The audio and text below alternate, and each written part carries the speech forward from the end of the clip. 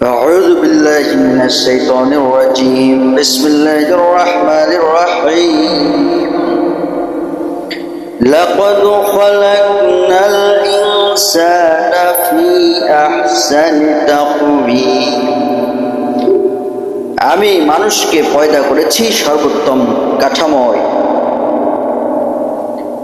এই আয়াতের ব্যাখ্যায় বলা হচ্ছে, এই কথাটির উপরে তিন ও জৈতুনের এলাকা অর্থাৎ সিরিয়া এবং ফিলিস্তিনের দূর পর্বত মক্কা নিরাপদ শহরের কসম খাওয়া হয়েছে।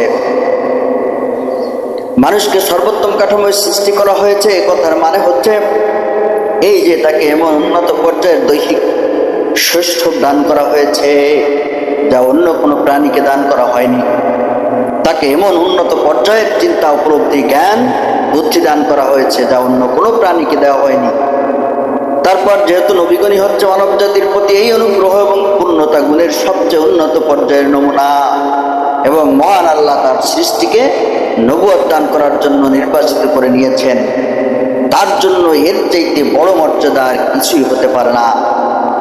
তাই মানুষের সর্বোত্তম কাঠামোয় সৃষ্টি হবার প্রমাণস্বরূপ আল্লাহর নবীদের সাথে সম্পর্কিত স্থানসমূহের কসম খাওয়া হয়েছে।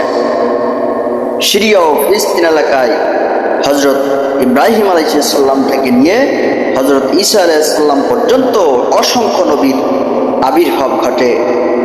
দূর পাহাড়ে হজরত মুসা আলাইহিসসালাম নবুয়ত লাভ করেন, আর মক্কা মুআজ্জামার ভিত্তি স্থাপিত হয় হজরত ইব্রাহিম আলাইহিসসালাম ও ইসমাইল আলাইহিসসালামের হাতে।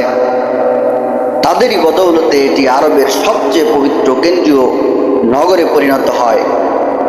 আর ইব্রাহিম আলাইহিসসালাম দোয়া করেছিলেন, হে আমার রব, একে একটি নিরাপদ শহরে পরিণত করো। বাকারা 126।